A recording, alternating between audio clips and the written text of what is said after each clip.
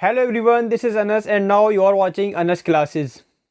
सो फिलहाल 2021 खत्म होने वाला है और शुरू होने वाला है 2022 और 2022 में देश की 7 बड़ी विधानसभाओं में चुनाव भी होने वाले हैं, जिसमें से उत्तर प्रदेश, पंजाब, उत्तराखंड जैसी 7 विधानसभाएं शामिल हैं। सो 2022 में जब भी आप अपने टेलीविजन का स्क्रीन खोलेंगे तो आपको देखने को मिलेंगी कुछ इस तरह की न्यूज़। इस वक्त की बिल्कुल बड़ी खबर हम आपको बता दें कि 12 उम्मीदवारों की जमानत अब तक जब्त हो चुकी है। ब्रेकिंग न्यूज़, आचार संहिता के उल्लंघन के मामले में प्रशासन की 3 उम्मीदवारों पर कड़ी कार्रवाई। इस वक्त की सबसे बड़ी खबर जो हमारे सामने आ रही है, मतदान से ठीक एक दिन पहले प्रशासन ने जब्त करी 2 पेटी ठर्रा और 3 पेटी अद्धा। मतदान के दौरान बूथ कैप्चरिंग होने की वजह से चुनाव आयोग ने रद्द की मतगणना। 3 दिन बाद फिर हो गए दोबारा चुनाव। सो फ्रेंड्स, 2022 की स्टार्टिंग के साथ साथ ही चुनाव होने के दौरान कुछ इसी तरह की वोकैबुलरी आपको अपनी टीवी स्क्रीन पर देखने को मिलेगी, लेकिन कभी कभी हमें ये नहीं पता होता कि वास्तव में इन वर्ड्स का मतलब क्या होता है। आचार संहिता क्या होती है, बूथ कैप्चरिंग क्या होती है, गुप्त मतदान क्या होता है, मतगणना क्या होती है, चुनाव आयोग क्या होता है और क्या काम करता है। चुनाव आयोग तो स्पेसिफिकली सबको पता ही होगा, लेकिन फिर भी थोड़ा थोड़ा हम उसको भी डिस्कस कर लेंगे। सो आज की इस वीडियो में हम जानेंगे इन सभी वर्ड्स का मतलब, जिनको आप थंबनेल में देख कर आए हैं। थंबनेल में देख कर तो आई होगी या फिर नोटिफिकेशन देख के आए हो, चलो खैर कैसे भी आए हो, हम और आप आज मिलकर इन वर्ड्स को डिस्कस करने वाले हैं और समझेंगे इनका मीनिंग। एक देश में इलेक्शन सक्सेसफुली हो सके, पूरी तरह हो सके, निष्पक्ष रूप से सेफ तरीके से उसको कंडक्ट करवाना, ये जिम्मेदारी होती है इलेक्शन कमीशन ऑफ इंडिया यानी चुनाव आयोग की। चुनाव आयोग ही सारे काम करता है, जैसे कि मतदाता की सूची तैयार करना, चुनाव से जुड़े नियम बनाना, विधानसभा और लोकसभा की चुनाव करवाना, ये सारी जिम्मेदारी इलेक्शन कमीशन ऑफ इंडिया यानी भारतीय चुनाव आयोग की होती है। तो सबसे पहला जो वर्ड है वो है हमारा आचार संहिता। हाँ भाई, लगा दियो स्लाइड स्क्रीन पे।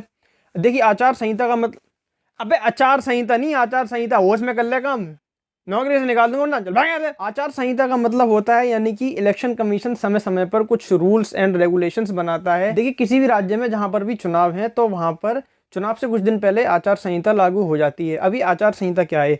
आचार संहिता में सामान्य तौर पर जनरली कुछ रूल्स एंड रेगुलेशंस होते हैं, जैसे कि किसी भी सरकारी संपत्ति का या सरकारी वाहन का इस्तेमाल चुनाव प्रचार के लिए नहीं किया जा सकता। चुनावों की तारीख का ऐलान हो जाने के बाद और आचार संहिता लागू होने के बाद किसी भी तरह का शिलान्यास यानी नींव रखना और कोई भी सरकारी परियोजनाओं को शुरू करना, ये काम भी नहीं किया जा सकता। और इसके अलावा और भी जो मोटे मोटे रूल्स जैसे कि आपको स्क्रीन पर दिखाई दे रहे हैं, ये सारे रूल्स आचार संहिता का ही पार्ट हैं। तो सिंपल वर्ड बिल्कुल स्पेसिफिकली हम समझें कि चुनाव आयोग जिन नियम कानून, जिन दिशा निर्देश और जिन रूल्स को बनाता है, उन रूल्स को हम आचार संहिता के नाम से जानते हैं। और ये हर एक विधानसभा या लोकसभा चुनाव में चुनाव आयोग के अनुसार अलग अलग भी हो सकते हैं। जैसे चुनावों इलेक्शंस के टाइम हम कुछ वर्ड सुनते हैं कि इस राज्य में आचार संहिता लागू है, या फिर आचार संहिता के उल्लंघन के मामले में 2 कैंडिडेट्स का पर्चा नहीं भर पाया। इस तरीके से कुछ रूल्स एंड रेगुलेशंस होते हैं, उनको हम आचार संहिता के नाम से जानते हैं, यानी कोड ऑफ कंडक्ट उसको कहा जाता है। दूसरा जो हमारा वर्ड है वो है जमानत जब्त होना। ये भी लाइंस भी आपने अगर टेलीविज़न स्क्रीन पर, अपनी टेलीविज़न का ज़माना कहाँ है आजकल, तो एलईडी एलसीडी होती है ना, हाँ जो भी हो, स्मार्टफोन हो, एलईडी हो, एलसीडी हो, बहरहाल इलेक्शंस के टाइम आपने अक्सर अपने न्यूज़ हेडलाइंस में देखा हुआ है कि 2 कैंडिडेट्स की हुई जमानत जब्त, या फला पार्टी अपने उम्मीदवारों की जमानत भी नहीं बचा पाई। तो ये जमानत जब्त होना क्या होता है, ध्यान से सुनो।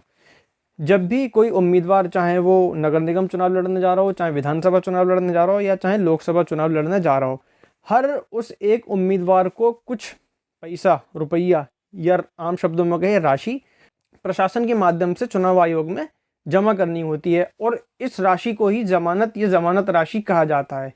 और हर एक चुनावों में, यानी लोकसभा के लिए अलग, विधानसभा के लिए अलग, और नगर निगम चुनावों के लिए अलग, और जनरल कैटेगरी उनके लिए अलग, जैसे कि आप स्क्रीन पर देख पा रहे हैं, ये राशि इसी हिसाब से होती है कि कौन सा चुनाव है और जो उम्मीदवार, जो कैंडिडेट है वो किस कैटेगरी से, जनरल से है या फिर रिजर्व कैटेगरी से है। तो वो राशि जो पर्चा भरते वक्त एक कैंडिडेट जब अपनी सारी जानकारी देता है कि उसकी कितनी प्रॉपर्टी है, क्या है, सारे पेपर्स जमा करता है, इसके साथ साथ ही कुछ जमानत राशि उसको जमा वहाँ पर करनी होती है। अब सवाल ये है कि जो जमानत राशि उसने जमा की है उसका होता क्या है। मान लीजिए कैंडिडेट इलेक्शन लड़ने के लिए पर्चा भरता है और उसके साथ साथ उसने कुछ पैसे जमानत राशि के रूप में चुनाव आयोग में जमा भी कर रखे हैं। अब इलेक्शन का रिजल्ट आने के वक्त उस कैंडिडेट को कम से कम उन टोटल वोट्स का 6ठा भाग, यानी इतने वोट्स उस पर पड़े होना चाहिए। फॉर एग्जाम्पल, मान लीजिए कहीं चुनाव है और वहाँ पर पोलिंग बूथ पर टोटल 2 लाख वोट्स पड़ते हैं, तो 2 लाख का 6ठे भाग से ज़्यादा इतने वोट उस कैंडिडेट को मिले होना चाहिए, जब ही उसे वो जमानत राशि वापस मिलेगी, वरना वो इलेक्शन कमीशन के पास ही रह जाएगी। तो सोच समझ के लड़ना चुनाव, जमानत बचानी है, जमानत जब्त करवानी। जमानत जब्त होना अक्सर काफ़ी क्रिटिकल मामला देखा जाता है। एक पार्टी दूसरी पार्टी पर अक्सर इस मुद्दे को पकड़ कर भी अक्सर हमला बोलती है कि फला पार्टी के तो इतने उम्मीदवार अपनी जमानत भी नहीं बचा पाए, तो जमानत का बचाना ही बहुत ज़रूरी है, वरना इसी तरह से इंसल्ट होती है, जैसा कि मैंने पिछली लाइन में आपको बताया था। तो वो राशि जो कि चुनाव का पर्चा भरते वक्त उस कैंडिडेट ने चुनाव आयोग को जमा की है, उसे जमानत राशि कहा जाता है।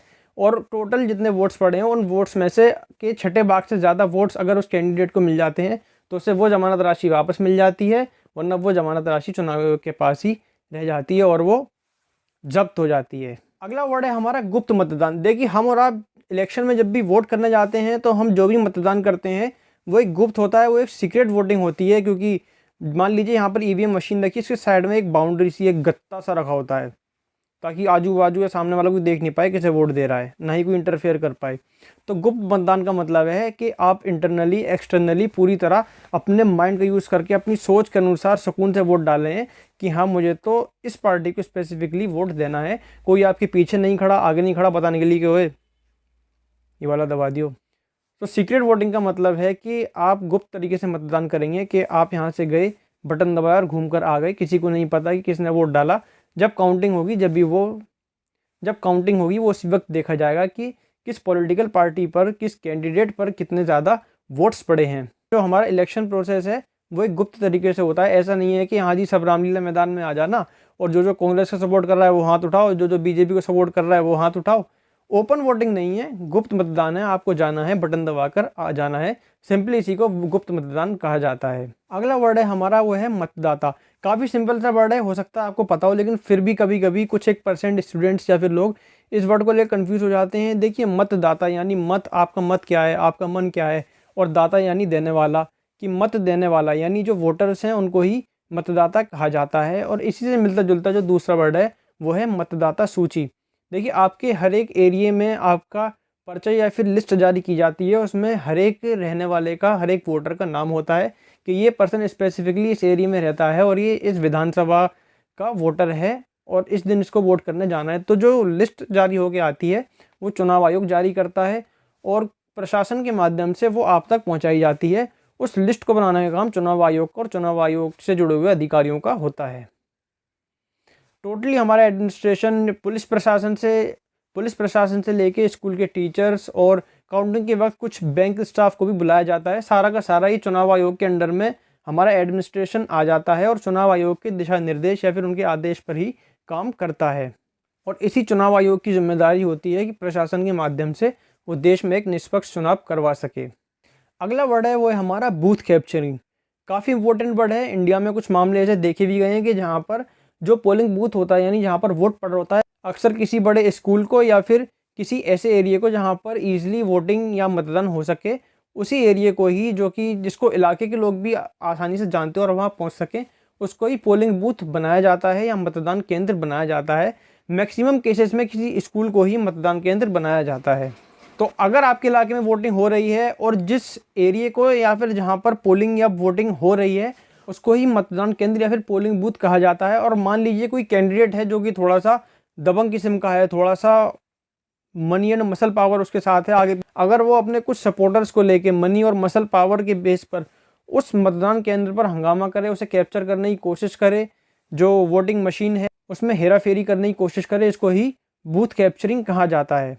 वोटिंग के टाइम इंडियन पॉलिटिकल हिस्ट्री में ऐसे एक्सीडेंट्स काफ़ी ज़्यादा देखे गए हैं। कभी कभी कुछ प्रशासन के अधिकारी भी निष्पक्ष चुनाव के बीच में बाधा उत्पन्न करते हैं, या तो वो वोटर्स को इशारे में कहते हैं कि आप यहाँ पर वोट डालें, या फिर कोई ना कोई तरीका निकालकर वो निष्पक्ष चुनाव में कुछ ना कुछ गड़बड़ करने की कोशिश करते हैं। तो पोलिंग बूथ पर किसी भी तरह की गड़बड़ करना, उसको कैप्चर करना या उसे हाईजैक करना या अपने समर्थकों को लेकर घुस जाना, वहाँ पर हंगामेबाजी करना, इसको ही बूथ कैप्चरिंग के नाम से जाना जाता है। चुनाव आयोग को चुनाव आयोग या फिर निर्वाचन आयोग भी कहा जाता है। तो दोनों ही वर्ड सेम है। अगर आप निर्वाचन आयोग सुने जब भी वही बात है, चुनाव आयोग अगर वर्ड आप सुने तो उसका भी यही मतलब होता है। तो फ्रेंड्स, उम्मीद करता हूँ कि वीडियो आपको पसंद आया होगा। वीडियो को लाइक कीजिए, अपने फ्रेंड्स के साथ शेयर कीजिए और चैनल को सब्सक्राइब करने के साथ साथ साइड में बने उस बेल आइकन को भी प्रेस कर दीजिए, ताकि फ्यूचर में जब भी वीडियोस अपलोड हो उसके नोटिफिकेशंस तुरंत आपको आपके मोबाइल पर ही मिल जाएं और कोई भी वीडियो मिस ना हो पाए।